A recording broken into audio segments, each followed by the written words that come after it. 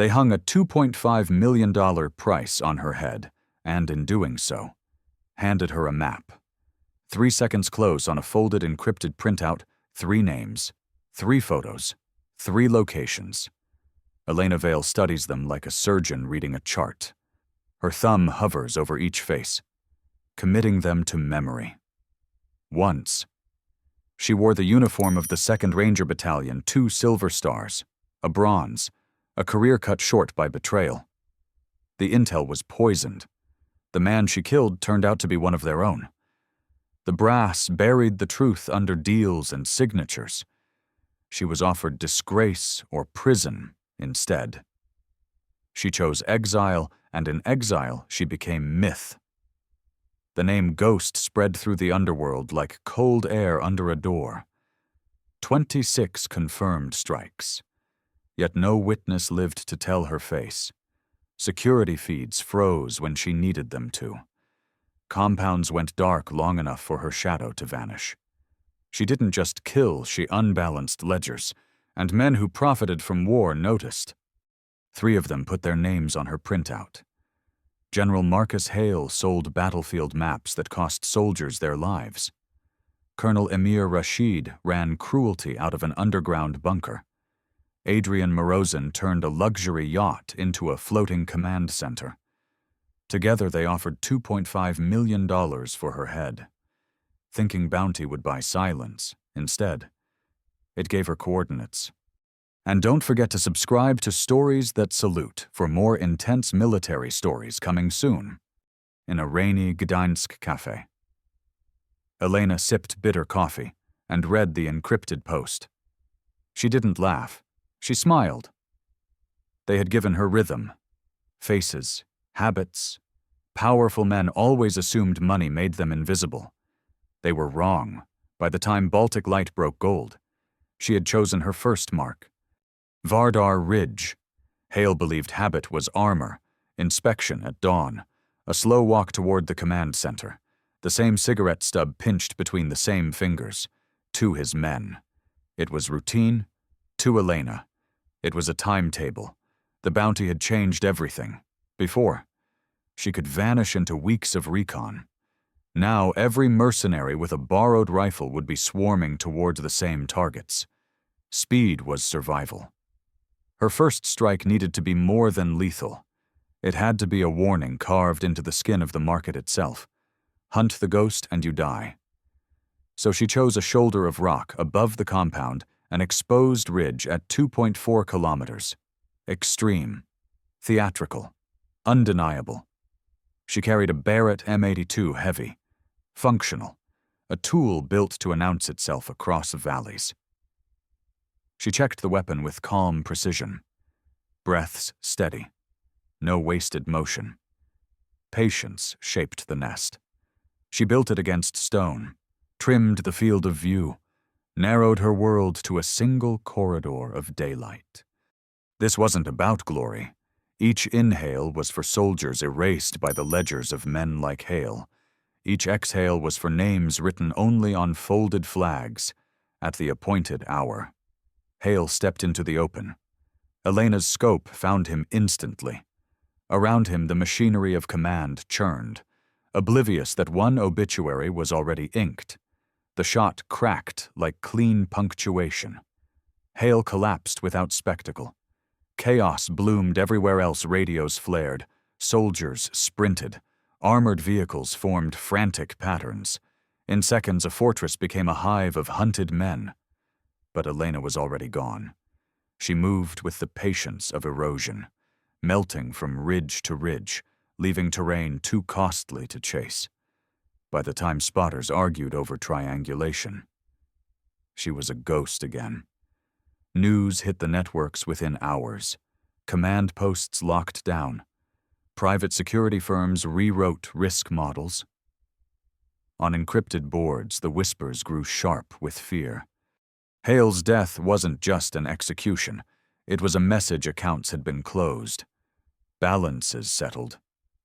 Elena didn't pause to savor it.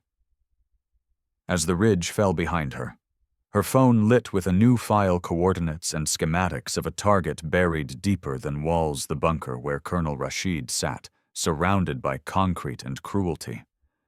The first shot had spoken. The world had listened. Now she would answer with the second. He hid under concrete and thought steel would keep him safe. Emir Rashid turned paranoia into architecture.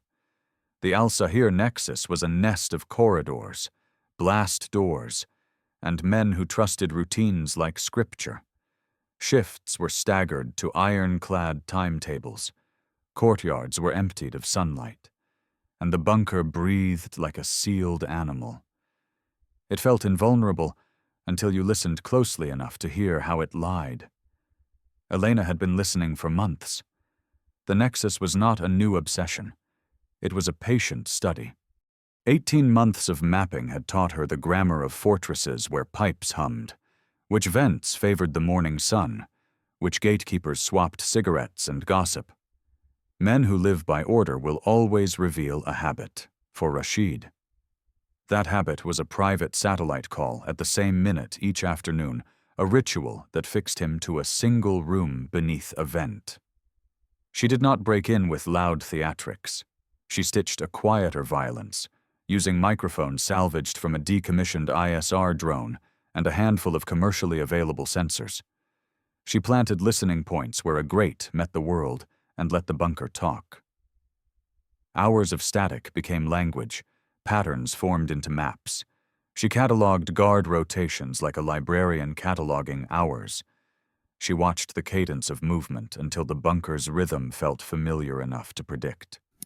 That rhythm revealed the truth the Nexus protected flesh, but not habit. Rashid's men protected the body. The satellite calls exposed his patterns. Once you had the pattern, you had leverage. Elena built timing, not noise. She fashioned a consequence that would collapse a meeting without turning the compound into a pile of ash. This was surgical theater, an engineered collapse of routine, a controlled chaos that targeted the man and kept collateral at bay. On the day he called, the bunker answered with a vocabulary it did not know, alarms that sounded wrong. Doors that lock-jammed at the worst moment. Smoke that pushed men into corridors they hadn't planned to occupy. Security teams moved like unnatural gears. Trained responses became improvised panic. By the time they reached the room that the signal pointed to, all they found was wreckage and a single man gone from his chair. News anchors called it a catastrophic failure. Online whispers called it a lesson. Encrypted boards with stickers of skulls and rifles reassessed everything they thought they knew about safety. Rashid's fortress had not blown outward. It had unknotted inward.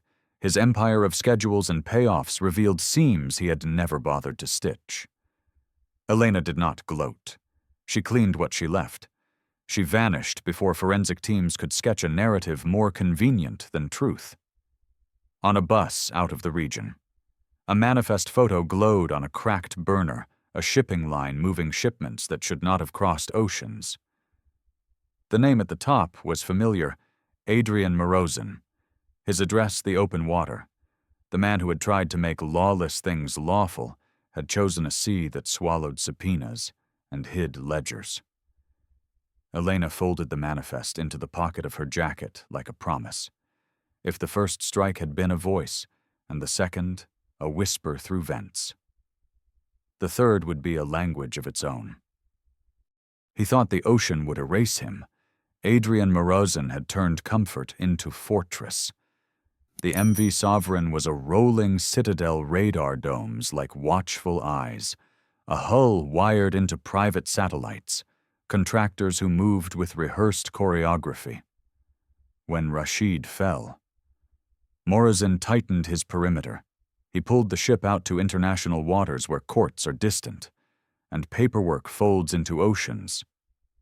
The move was calculated and theatrical, exactly the kind of theater that lets an invisible thing step into plain sight. Elena did not storm the Sovereign from a Zodiac or a missile.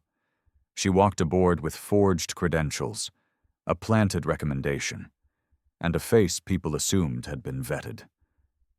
For 3 weeks, she became Nadia Vulova, a communications specialist with impeccable references and a steady, unremarkable competence. She learned the ship the way sailors learn a keel, which hallways sheltered heat, which doors hummed most quietly at night, where a man who thinks himself untouchable goes to smoke. On board, everything was ritual. Morning runs on the deck, coffee in the same cup, a private briefing that habitually left the man exposed for 5 minutes. Elena catalogued the rituals the way a chess player catalogues an opponent's openings. She did not need to be heroic. She needed to be dependable. Trust is a quiet currency. She spent it like change. The confrontation was a small, civilized violence. She closed the door of a private office and removed the mask. Morazin looked up, a corporate predator who expected fear or negotiation. Elena gave him neither.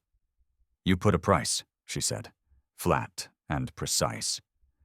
He fumbled for an alarm almost out of habit.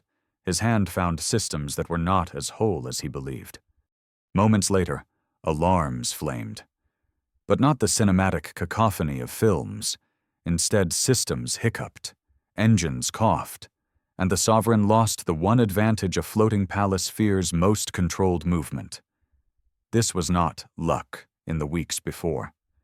Elena had introduced subtle fractures, a maintenance note here, a rerouted power test there, an EM interference signature masked as routine diagnostics. The ship's redundancy was real, but so was the quiet art of exploitation. The result was disorientation.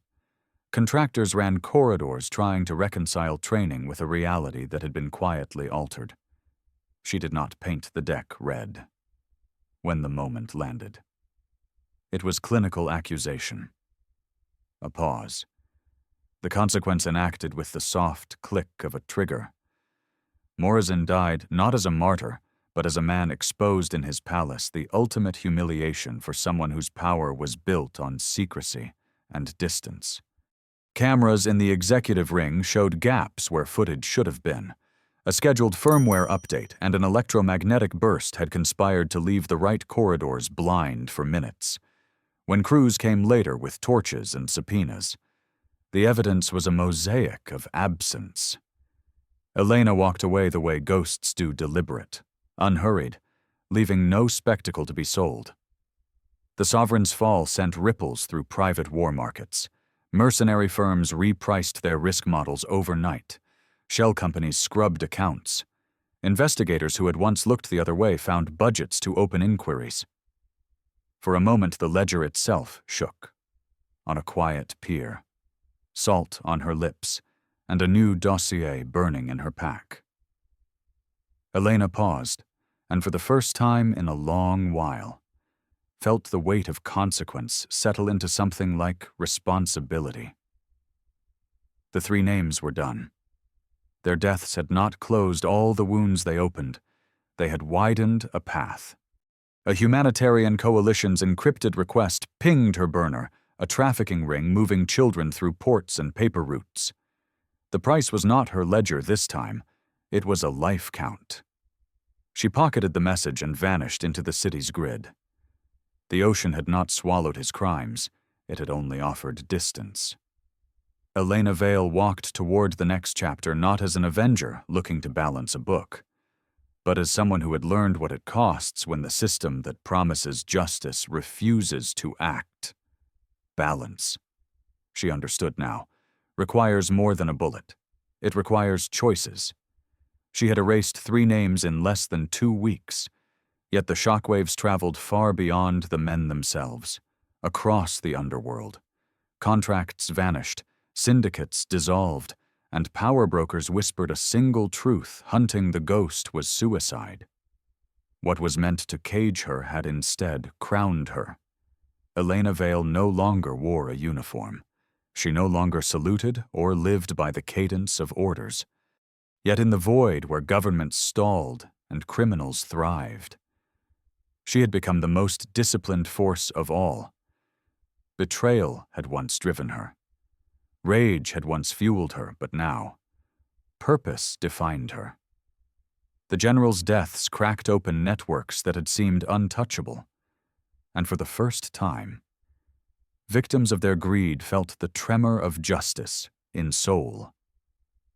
She lingered over a chipped mug of coffee, her encrypted files programmed to vanish at the wrong touch. The newest dossier was different, not a general or a warlord, but a trafficker hiding behind boardrooms and shipping manifests. Hundreds of children stolen and sold, their futures erased by profit. Taking him down would not settle an old debt. It would save lives that had not yet been written. For the first time, Elena allowed herself a quiet smile. Not irony, but clarity. She was no longer just surviving betrayal. She was reshaping what justice looked like when every official channel failed. The ghost had become something larger than vengeance, larger than the bounty. She was living proof that one person's refusal to break could fracture entire systems built on lies. Her comms device buzzed a priority update. The window to strike was narrow, the risks higher than ever. She rose, leaving behind the empty cup and the faint trace of the soldier she once had been. Outside, the city's stone walls bore scars of wars past, reminders of those who had stood where she stood. Deciding whether to act, she pulled her jacket close and disappeared into the crowd. The ghost moved on, not as prey, not as predator, but as a reminder some threats demand action. Some lines cannot be crossed without consequence. Sometimes the world doesn't need another soldier. It needs someone willing to walk beyond the lines. And sometimes, the most dangerous force alive is the one who fights not for revenge, but for those who cannot fight for themselves.